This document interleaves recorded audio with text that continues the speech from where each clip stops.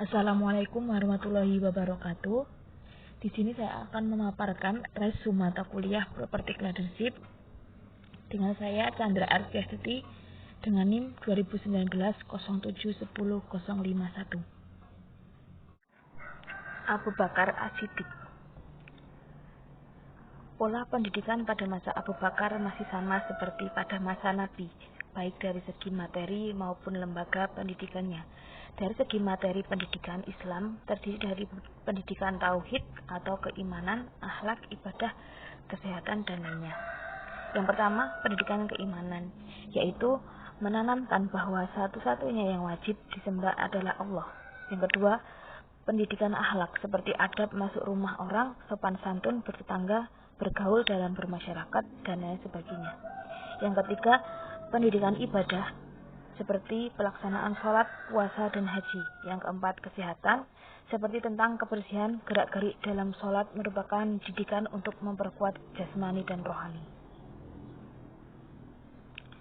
Adapun perekonomian dalam pemerintahan Abu Bakar As-Siddiq, yang pertama yaitu perhatian yang besar terhadap keakuratan perhitungan zakat. Dalam usaha meningkatkan kesejahteraan umat Islam, Abu Bakar melaksanakan berbagai kebijakan ekonomi seperti yang telah dipraktekkan Rasulullah SAW. Beliau sangat memperhatikan keakuratan perhitungan zakat sehingga tidak terjadi kelebihan atau kekurangan pembayaran. Yang kedua, melaksanakan kebijakan pembagian tanah hasil taklukan. Seperti halnya Rasulullah, Abu Bakar juga melaksanakan kebijakan pembagian tanah hasil taklukan sebagai diberikan kepada kaum muslim dan sebagian lain tetap menjadi tanggungan negara. Yang ketiga, distribusi harta Baitul Mal menerapkan prinsip kesamarataan. Dengan begitu, selama pemerintahan Abu Bakar As-Siddiq, harta di Baitul Mal tidak pernah menumpuk dalam jangka waktu lama karena langsung didistribusikan kepada kaum muslim. Adapun kepemimpinan Abu Bakar As-Siddiq, yaitu selama Abu Bakar memimpin umat Islam, patut kita tiru atau dapat memetik pelajaran dari goresan sejarah tentang pola kepemimpinan beliau. Selama memimpin, beliau terkenal dengan keberaniannya dalam menyampaikan kebenaran. Kebenaran tersebut juga ditopang dengan sikap jujur, amanah, tegas, dan sabar dalam menghadapi berbagai problematika. Selain itu, beliau juga sangat memahami seluk-beluk ilmu agama. Artinya, beliau tidak hanya pandai menjalankan roda pemerintah, melainkan juga menguasai ilmu agama yang sangat mumpuni. Umar bin Khattab. Berkaitan dengan masalah pendidikan, Khalifah Umar bin Khattab merupakan seorang pendidik yang melakukan penyuluhan pendidikan di kota Madinah. Beliau juga menerapkan pendidikan di masjid-masjid dan pasar-pasar serta mengangkat guru-guru untuk tiap-tiap daerah. Yang menjadi pendidik adalah umat dan para sahabatnya yang lebih dekat dengan Rasulullah.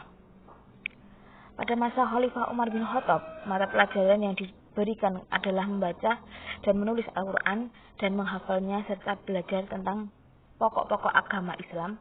Pada masa ini, tuntunan untuk belajar bahasa Arab juga sudah mulai tampak. Orang yang baru masuk Islam dari daerah yang ditaklukkan harus belajar bahasa Arab jika ingin belajar dan memahami pengetahuan Islam. Pelaksanaan pendidikan di masa Khalifah Umar bin Khattab lebih maju, sebab selama Umar memerintah negara berada dalam keadaan stabil dan aman. Selanjutnya, kebijakan ekonomi. Yang pertama yaitu lembaga Baitul Mal. Pada tahun 16 Hijriah, Khalifah Umar mendirikan lembaga Baitul Mal yang berpusat di Madinah dan diikuti sebagai berbagai cabang-cabang di berbagai ibu kota provinsi. Yang kedua, pendapatan negara.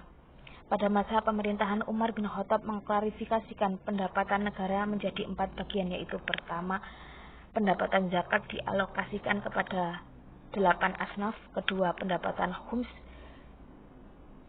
Yang ketiga, pendapatan kharaj, fa'i, ijzah, ushur, dan sewa tanah. Yang keempat, mencetak uang atas nama Yang ketiga, lembaga pekerjaan umum. Pada masa Khalifah Umar bin Khattab memiliki tanggung jawab dalam pembangunan dan pemeliharaan gedung-gedung pemerintahan, saluran-saluran jalan-jalan, jembatan-jembatan, dan rumah sakit. Yang keempat, lembaga Hizbah. Selain Baitul Mal, Umar juga menggunakan Hizbah sebagai pengontrol pasar. Umar sendiri sering turun ke pasar untuk mengecek harga-harga barang agar tidak kecurangan. Yang selanjutnya kepemimpinan Umar bin Khattab, yaitu yang pertama musyawarah. Dalam menghadapi suatu urusan atau persoalan, beliau tidak pernah menunjukkan sikap sebagai pemegang kekuasaan tertinggi, melainkan sebagai manusia yang sama derajatnya. Yang kedua, kekayaan negara semata-mata masyarakat. Beliau tidak pernah berpikir bahwa kekayaan negara harus dinikmati oleh dirinya sendiri. Yang ketiga, menjunjung tinggi kebebasan. Kebebasan yang dimaksud adalah kebebasan yang tidak secara sewenang-wenang melanggar kebebasan orang lain dan melanggar aturan yang telah diatur. Yang keempat, selalu mendengarkan kritik. Seorang Umar bin Khattab dengan gelar yang sematkan, yaitu Amirul Mukminin. Yang kelima, yaitu hadir dalam setiap persoalan yang menimpa masyarakatnya.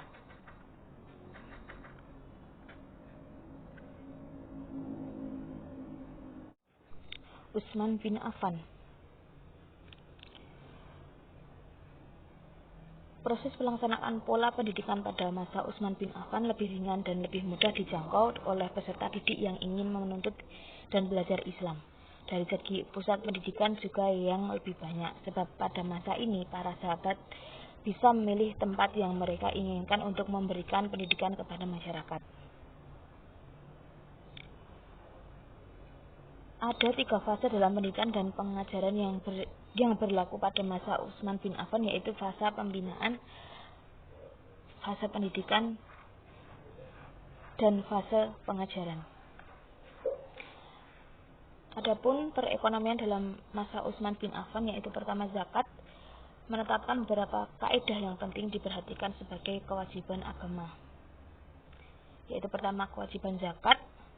Yang kedua, kewajiban zakat merupakan kewajiban yang harus jadi diperhatikan serius kaum muslim. Yang kedua, harta peninggalan si mayit yang tak mempunyai ahli waris. Harta yang ditinggalkan seseorang yang telah meninggal dunia menjadi milik ahli warisnya. Yang ketiga, harta ghanimah, jizah, kharaj, dan usyur. Keuangan negara yang terkumpul dari sumber-sumber pemasukan berupa zakat, harta waris yang tidak ada ahli warisnya, ghanimah, jizah, kharaj, dan usyur. Tijarah didistribusikan untuk belanja operasional pemerintahan dan untuk pertahanan negara Islam. Yang selanjutnya, adapun kepemimpinan Utsman bin Affan. Dalam menjalankan kepemimpinan, beliau dikenal sebagai seseorang yang sangat lemah lembut namun tegas dalam persoalan hukum. Akibat ketegasan dan kelembutan dan kedermawanannya, Islam menuai keberhasilan dan kejayaan ditandai dengan perluasan wilayah dan kekuasaan Islam. Selain itu juga membentuk angkatan laut pertama pasukan Islam. Selain berhasil dalam ranah kenegaraan, beliau juga berhasil menyeragamkan penulisan Al-Quran. Ali bin Abi Thalib. Pada masa Ali, pendidikan yang masih berjalan seperti apa yang telah berlaku sebelumnya. Selain adanya motivasi dan falsafah pendidik yang dibina pada masa Rasulullah, juga ada tumbuh motivasi dan falsafah pendidikan yang dibina oleh kaum Syiah dan Khawarij. Dasar pendidikan Islam yang tadinya bermotif akidah tauhid sejak masa itu tumbuh di atas dasar motivasi ambisius, kekuasaan, dan kekuatan, tetapi sebagian besar masih tetap berpegang kepada prinsip-prinsip pokok dan kemurnian yang diajarkan Rasulullah Shallallahu Alaihi Wasallam. Adapun perekonomian pada masa Ali bin Abi Thalib, yaitu pertama, pengaturan keuangan negara atau Baitul Mal. Dalam pendistribusian harta Baitul Mal diterapkan prinsip pemerataan. Ali bin Abi Thalib berpendapat bahwa seluruh pendapatan negara yang disimpan dalam Baitul Mal harus didistribusikan kepada kaum muslimin. Yang kedua, pembangunan dan perbaikan tata kota. Era pemerintahan Khalifah Ali bin Abi Thalib terdapat usaha positif yang dilaksanakannya, terutama masalah tata kota. Atas dasar hal tersebut, maka pergerakan yang paling tepat untuk mencegah semua itu adalah dengan tidak menjadikan Madinah sebagai pusat politik dan pemerintahan. Yang ketiga, kepemilikan tanah. Ali bin Abi Thalib berusaha menarik kembali semua tanah pemberian Utsman bin Affan kepada keluarga maupun kerabatnya untuk menjadikan milik negara lagi. Yang keempat, pencetakan mata uang koin atas nama negara Islam. Pencetakan mata uang koin atas nama negara Islam juga dilakukan Khalifah Ali bin Abi Thalib. Hal ini menunjukkan kaum muslimin telah menguasai teknologi peleburan besi dan pencetakan koin. Adapun kepemimpinan Ali bin Abi Thalib, selain dikenal dengan kecerdasan dan kejujurannya, tipikal kepemimpinan beliau berbeda dari sistem sebelumnya. Beliau juga dikenal sebagai prajurit yang sangat handal. Tak heran jika selama memimpin, beliau juga memperhatikan kaum lemah dan selalu melindunginya.